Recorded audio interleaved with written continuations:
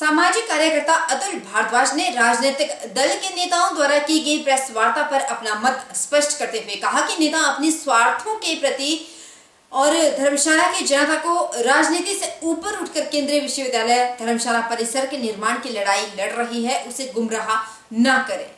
उन्होंने राम मंदिर से जुड़े हुए नेताओं से श्री लाल कृष्ण आडवाणी, अशोक सिंघल, प्रवीण भाई तोगड़िया को भी उनके योगदान के लिए याद किया। उन्होंने कहा कि भले ही संगठन के पदाधिकारी और सरकारें उन्हें भुला दें, लेकिन भारतवर्ष की जनता हमेशा उनके योगदान को याद रखेगी। उन्होंने वर्तमान में भाजपा के पदाधिकारियों पर बरसते हुए कहा कि भाजपा संगठन में कुछ चाटुकार और स्वार्थी नेताओं की वजह से भाजपा की विश्वसनीयता पर प्रश्न चिन्ह लग रहा है। यही वजह है कि कांगड़ा चंबा लोकसभा में भाजपा संगठन अपना विश्वास जनता के बीच में खो रहा है। जहां भाजपा की सरकार बननी चाहिए थी, वहां महज 4 से 5 सीटों में सिमट कर रह गया है। उन्होंने भाजपा से आह्वान किया कि वे झंडे व डंडे की राजनीति से दूर रहकर आम जनता के बैनर तले आकर इस लड़ाई को लड़े। अतुल भारद्वाज ने कहा कि भाजपा और कांग्रेस का कार्यकर्ता आम जनता के रूप में लड़ाई लड़ रहा है, जिसे देखकर नेताओं ने अपने घड़ियाली आंसू बहाना शुरू कर दिए हैं। उन्होंने नेताओं से प्रश्न पूछते हुए कहा कि बताएं कि इससे पूर्व प्रेम कुमार धूमल की भाजपा की सरकार में धर्मशाला में जगह क्यों नहीं उपलब्ध हो पाई। और उस प्रेस कॉन्फ्रेंस में उन्होंने कहा कि हम लोग 27 तारीख को जो है वो एक धरना करेंगे, जबकि पहले मैं पढ़ रहा था न्यूज़पेपर के माध्यम से तो वो रैली करना चाहते थे, लेकिन उनका कार्यक्रम धरने का हुआ, परिवर्तित हुआ। अच्छी बात है, वो धरना देना चाहते हैं, सेंट्रल यूनिवर्सिटी की लड़ाई को लड़ना चाहते हैं, बहुत अच्छी बात है, स्वागत योग्य है, ठीक है, आप कर सकते हैं। लेकिन उनसे हमारा आग्रह रहेगा, उनसे हमारा आग्रह सिर्फ इतना सा है कि आप इस मुद्दे का राजनीतिकरण ना करें। ये एक सामाजिक मुद्दा है। जो आम जनता है, जो हिमाचल प्रदेश कांगड़ा चंबा की जो स्वाभिमान की लड़ाई लड़ने वाले लोग हैं, वो इस लड़ाई को लड़ रहे हैं। और अगर आप इसमें सहयोग करना चाहते हैं तो आप भी आइए, आपका स्वागत है। आप भी अपने जिस प्रकार से वो आह्वान कर रहे थे सभी बाकी एमएलए का कि अपना जो है वो आप अपने को एक तरफ रख के, पार्टियों को एक तरफ रख के आप आगे आएं और इसकी लड़ाई को लड़ें, तो हम भी उनसे यही आह्वान करना चाहते हैं कि जो आपके ये झंडे डंडे की लड़ाई है, इसको एक तरफ रखिए। आपके कारण इस आंदोलन को नुकसान हो सकता है, आपके कारण इस मुद्दे का राजनीतिकरण होगा। अभी तक लोग जो हैं वो बीजेपी और कांग्रेस से ऊपर उठकर जो है इस मुद्दे की लड़ाई को लड़ रहे हैं, इस लड़ाई को जो है वो एक दिशा की तरफ लेके जा रहे हैं। और ये लड़ाई पिछले कई लंबे समय से चल रही है। जब ये सेंट्रल यूनिवर्सिटी बनी थी तो उस समय के तत्कालीन जो प्रधानमंत्री थे डॉक्टर मनमोहन सिंह जी, उन्होंने यहां पे जो है हिमाचल प्रदेश को केंद्रीय विश्वविद्यालय दिया। उस केंद्रीय विश्वविद्यालय की स्थापना जो है माननीय उस समय के मुख्यमंत्री वीरभद्र सिंह जी ने धर्मशाला में उसको स्थापित करने की घोषणा की। उसके बाद प्रेम कुमार धूमल जी की भी सरकार रही, उसके बाद फिर कांग्रेस की सरकार आई, उसके बाद फिर भारतीय जनता पार्टी की जयराम जी की सरकार आई, और उसके बाद फिर अब कांग्रेस की सरकार जो है वो हिमाचल प्रदेश में है। अब किसी एक पार्टी को इसमें दोष देना, ये दोषी करार दें हम, तो मैं समझता हूं कि ये उचित नहीं होगा। New paradise public school Gutkar ने 25 जनवरी को हिमाचल दिवस और वार्षिक पारितोषिक वितरण समारोह का आयोजन किया। New paradise public school Gutkar ने 25 जनवरी को हिमाचल दिवस और वार्षिक पारितोषिक वितरण समारोह को मनाया।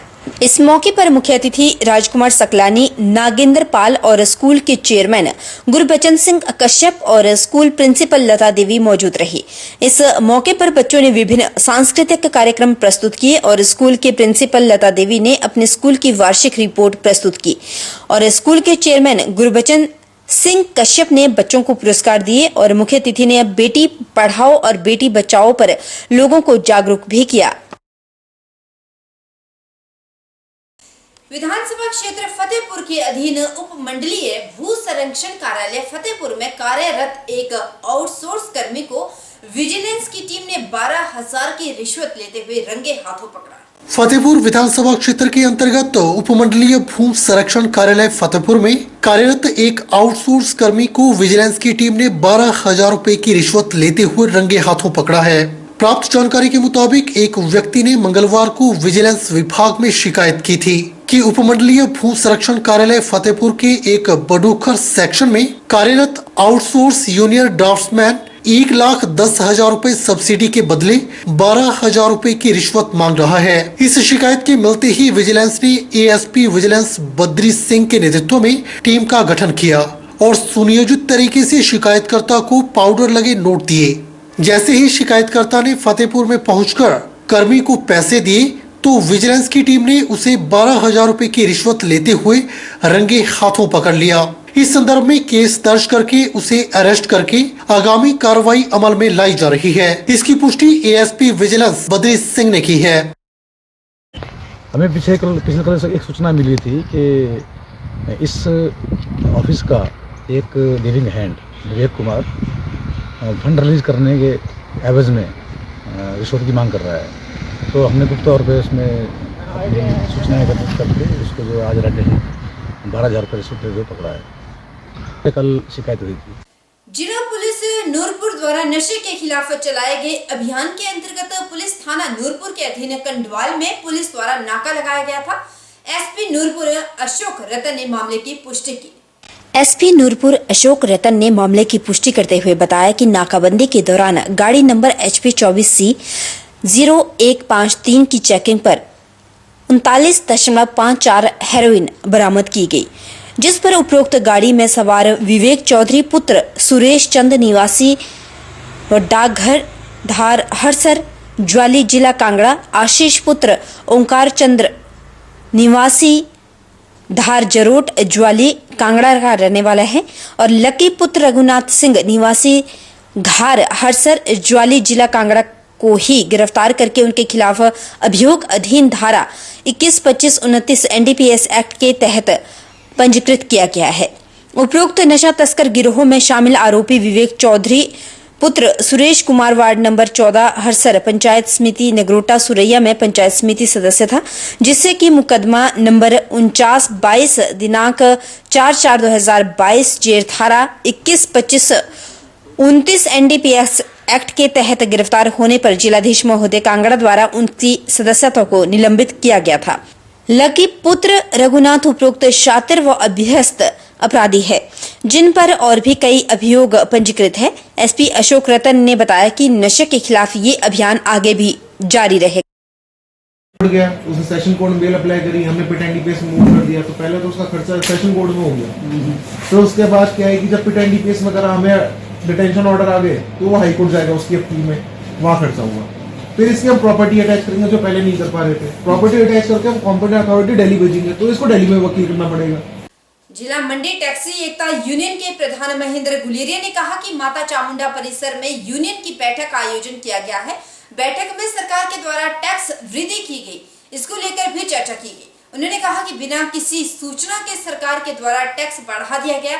छोटी से छोटी गाड़ी का टैक्स 6 गुना बढ़ा दिया गया है, जो 1350 रुपए से 8,000 तक कर दिया गया। सरकार के द्वारा बिना किसी इंटीमेशन के जो टैक्स बढ़ा दिए गए हैं, हमारे छोटी से छोटी गाड़ी का टैक्स लगभग 6 गुना बढ़ा दिया है, जो कि 1350 से सीधा ही 8,000 कर दिया।